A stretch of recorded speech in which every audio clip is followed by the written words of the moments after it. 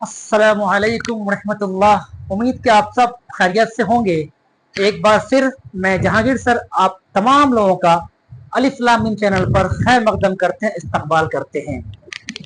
अजीज साथियों, मैं आज जिस मौजू को लेकर के आए हैं, हम अभी चूंकि नज्म निगार की दुनिया में चल रहे हैं, नज्म की दुनिया में चल रहे हैं और नज्म निगार के बारे में जानने की पूरी कोशिश करते हैं, चाहे वो 10th क्लास के हो या 11th 12th क्लास के हो। और दोनों बातें हैं, इसी में से एग्जाम्स में क्वेश्चंस आते हैं। इसके अलावा हम कई बार कहते हैं कि आपका जो किताबें हैं ना, अगर 150 मार्क्स का आपका एग्जाम्स है तो उसमें 100 मार्क्स आपके सब्जेक्ट से आने, स्पेसिफिक जब आना है तो हमको 100 में से टारगेट रखना है कि 80+ मार्क्स आना चाहिए।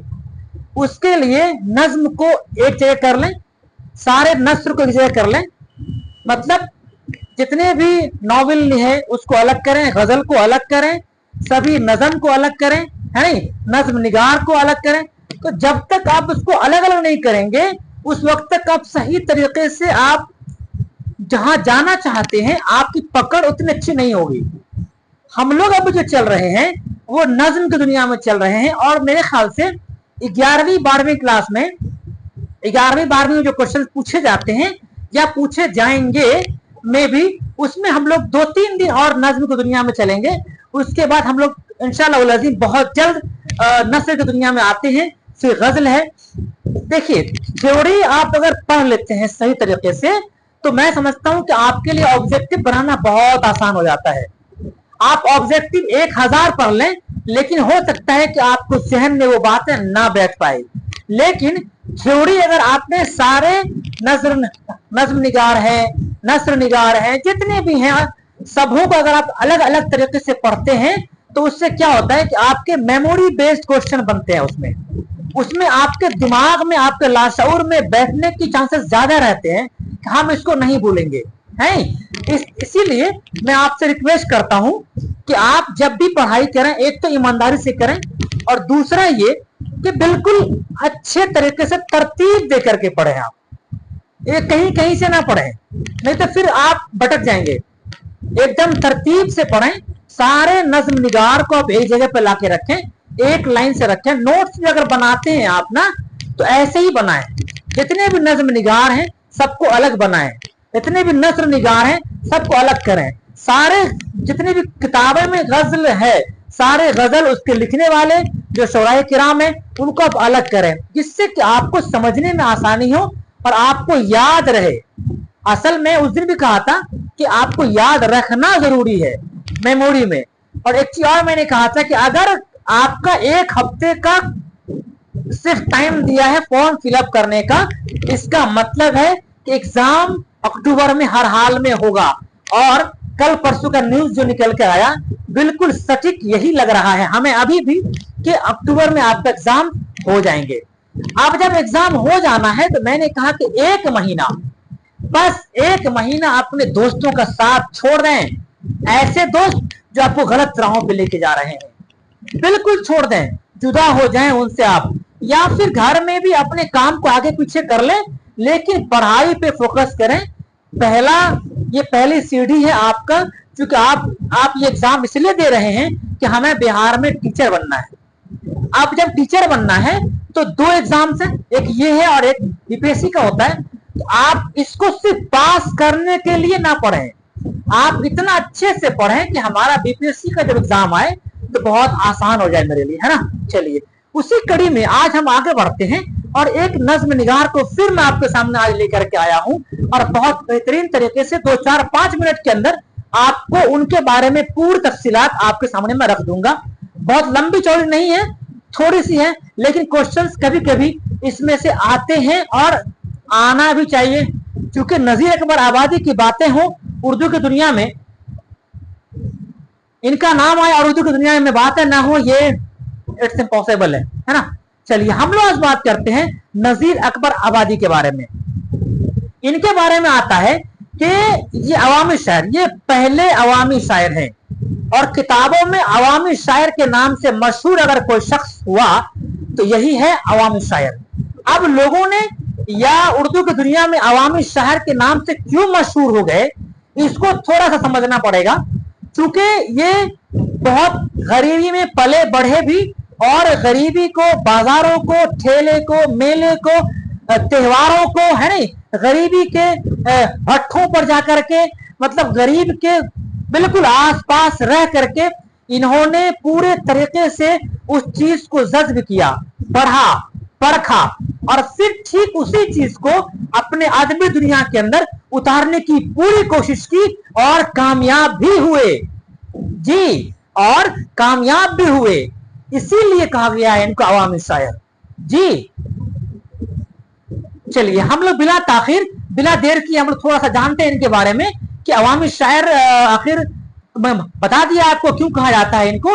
अब थोड़ा इनके बारे में जानते हैं कि ये कब पैदा हुए। देखिए, नजीर अकबर आबादी के माने, मैंने कहा अभी आपको अवामी शायर थे, मैंने कहा आपको पहला अवामी शायर मिलने का शर्फ इन्हीं को हासिल है जी। अवामी शायर किसको? नजीर अकबर आबादी को। एक अकबर इलाहाबादी है और एक नजीर अकबर आबादी है। दोनों में कंफ्यूजन बच्चों को अक्सर हो जाता है, स्टूडेंट को एग्जाम हॉल में अक्सर हो जाता है, इसलिए बिल्कुल इसको कंफ्यूजन दूर रखना है, दूर तक के, कि अकबर इलाहाबादी और नजीर अकबर आबादी दोनों में बहुत फर्क है। ठीक है, चलिए हम बात कर रहे हैं नजीर अकबर आबादी की, ठीक है ना, जिसको क्या कहा गया? अवामी शायर कहा गया है। अब देखिए, इनकी पैदाइश 1735 1735 1735 में दिल्ली में ये पैदा हुए। कौन? नजीर अकबर आबादी साहब। कब पैदा हुए? 1735 ईस्वी में। इनके आबा व अजदाद चूंकि दिल्ली में रहते थे, तो 1739 में क्या होता है, चलिए आगे बढ़ाते हैं हम लोग। पहले देखिए, वालिद का नाम क्या है? मोहम्मद फारूक। क्वेश्चन आपको ऑब्जेक्टिव में आता है कभी कभी कि नजीर अकबर आबादी के वालिद मोहतरम का नाम क्या है, दे देगा मोहम्मद फारूक, फारूक मोहम्मद, मोहम्मद फारूक अली। यहां स्टूडेंट इतना करीब से उलझ जाता है कि मतलब उसे इमेजिन नहीं कर पाता है घर आने के बाद कि ये क्वेश्चन हमसे गलती हो सकती है जी, लेकिन हो जाता है। क्यों? क्योंकि हम उस कंफ्यूजन को हम दूर करके नहीं पढ़ते हैं। तो जब भी पढ़ें, आधा घंटा पढ़ें, 2 घंटा पढ़ें, 1 घंटा पढ़ें, सभी कंफ्यूजन को दूर करके जब आप पढ़ेंगे तो आपके दिमाग में बातें बैठती है जी, श्योर बैठ जाती है। तो मैंने कहा क्या? मोहम्मद फारूक, फारूक मोहम्मद नहीं, पहले मोहम्मद बाद में फारूक, है ना। मोहम्मद फारूक साहब नाम था, यानी कि वालिद मोहतरम का। 1735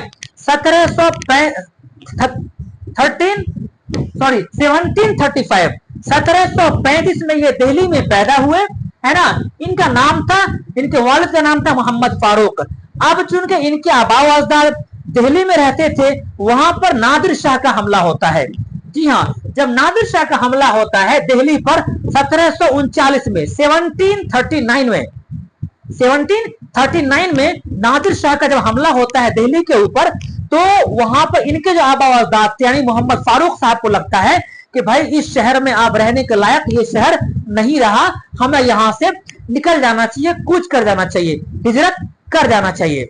ठीक है, तो इनका मशवरा कुछ लोग देते हैं और फिर वहां से ये अकबर आबाद, जो जिसको आप आगरा के नाम से अभी जानते हैं, वहां के लिए ये हिजरत कर जाते हैं अपने बाल बच्चों को बचाने के लिए कि हम सेफ कैसे रहेंगे, क्योंकि वहां पर बहुत बड़ा हमला होता है नादिर शाह का 1739 में। ठीक है, याद रहेगा ना। चलिए, अब क्या होता है, दिल्ली को छोड़ करके जब 39 में इनका हमला होता है, तो 48 में क्या होता है कि दिल्ली को छोड़कर अकबर आबाद ताजगंज में मुकीम हो जाते हैं। 1749, फिर भी वो 8-9 साल रहते हैं वहां पर। 1739 में हमला होता है, उसके बाद भी वो बर्दाश्त करते हैं दिल्ली में, लेकिन उसे तब लगता है कि अब मेरे सर से पानी ऊपर चला जाएगा, मैं यहाँ पे सेफ नहीं रह सकता हूं। तो वहां पर से नजीर अकबर आबादी के जो वालिद मोहतरम है मोहम्मद फारूक साहब, वो उनको लेकर के और कहा अकबर आबाद, जो अभी आगरा के नाम से मशहूर है, वहां चले जाते हैं। कब? 1748 में, 1748 ईस्वी में वहां चले जाते हैं। ठीक है, वहीं इनका इंतकाल होता है। इस बीच में बहुत सारी चीजें सामने आती हैं, यानी 1735 से लेकर के इनका इंतकाल है 1830 में। ताजगंज में, आगरा में है, यही वो मकीम हुए थे और यही वो मुकीम भी हुए और वहीं पर इनका इंतकाल भी होता है। 1735 से लेकर के और 1830 तक यही इनकी जिंदगी है। यानी दिल्ली में ये पैदा हुए और आगरा में इनका इंतकाल हुआ। क्वेश्चन पूछता है कभी कभी कि भाई नजीर अकबर आबादी का इंतकाल कहाँ हुआ? दिल्ली आगरा, अब दोनों है, एक इंतकाल का है एक पैदाइश का है, तो कंफ्यूजन में ना रह के पढ़ें। आगरा में इनका इंतकाल है और दिल्ली में इनकी पैदाइश है।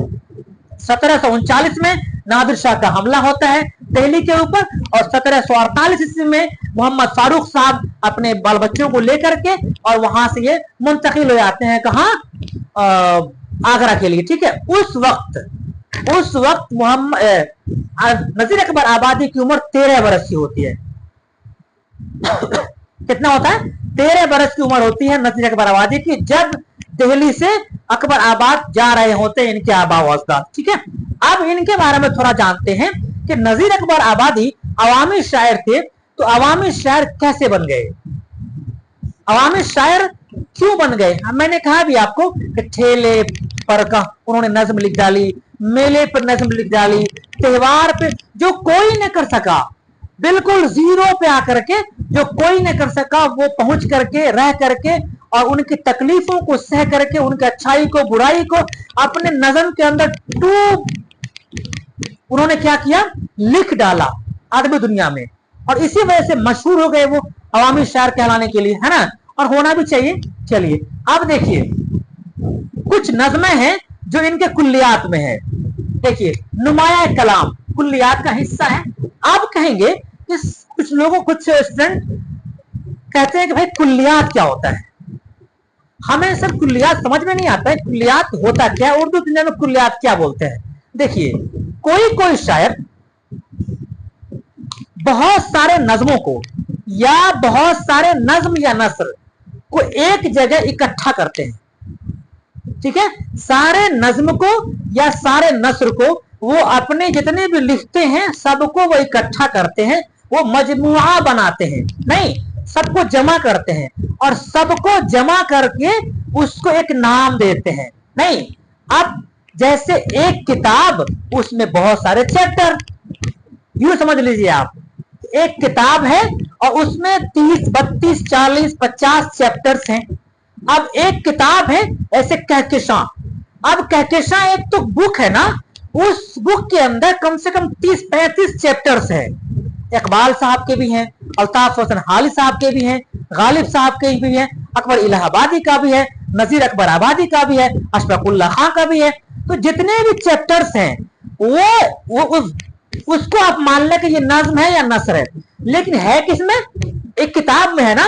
जब एक किताब में है तो वो एज ए कुल्लियात कहलाता है। शेर और शायरी की दुनिया में उस शोराए किराम के लिए, जी हाँ, अब कुल्लियात इसी को कहते हैं कि एक किताब के शक्ल, यानी उनकी जिंदगी में जितने भी नज्म और नस्र हैं सबको, कई नज्मों को या कई नस्र को या हो सकता है कि 2, 4, 5 नज्म को एक जगह पर ला करके जमा कर देना, मजमुआ बना करके उसे शाये करना कुल्लियात कहलाता है उसके नाम से। फॉर एग्जाम्पल कुल्लियात गालिब, दीवान गालिब, कुल्लियात इकबाल, कुल्लियात नजीर। तो ये क्या हुआ? इसका मतलब ये हुआ कि नजीर साहब के बारे में इसमें बहुत सारे नज्म भी होंगे और बहुत सारे नस्र भी हो सकते हैं, इसी को बोलते हैं कुल्लियात। अब देखिए नुमाया कलाम कुल्लियात का हिस्सा, ये सब हैं लेकिन कुल्लियात में है। आपको पूछेगा कभी कभी कि रोटी नामा किसकी लिखी हुई है, उसके बाद देखिए नामा जोड़ने पर आदमी नामा, रोटी नामा, बाजार नामा, गश्त नामा, है बंगाल का चांद, आटा दाल, ये सब जो नज्म है ना ये नजीर अकबर आबादी साहब की लिखी हुई है। ध्यान से सुनिए मैं क्या बोल रहा हूं। रोटी नामा, आदमी नामा, यहां बंजारा नामा नहीं है, रोटी नामा, आदमी नामा, बाजार नामा, गश्त नामा, बंगाल का चांद, आटा दाल, ये जो है ना, ये जितने भी आप देख रहे हैं ये जो मजमून है, सॉरी ये जो नज्म है ना, ये नजीर अकबर आबादी की लिखी हुई है। जी हमें लगता है इससे ज्यादा मेरे ख्याल से स्टेट में या किसी भी एग्जाम्स में जो स्टेट तक का है उसमें नजीर अकबर आबादी के बारे में नहीं पूछता है। और मुझे लगता है कि ये जो मैंने पढ़ाया अभी आपको बहुत अच्छा लगा होगा, क्योंकि नजीर अकबर आबादी के बहुत सारे तफसीरात किताब के अंदर नहीं है, छोटा सा चैप्टर है, फिर भी हमने उसमें से पूरे तरीके से निकाल करके और एक्स्ट्रा उसको ऐड करके मैंने आपके बीच में देने की पूरी कोशिश की है। हमें उम्मीद है कि आपको मेरा वीडियो अच्छा लगा होगा। आज के लिए बस इतना ही। खुदा हाफिज।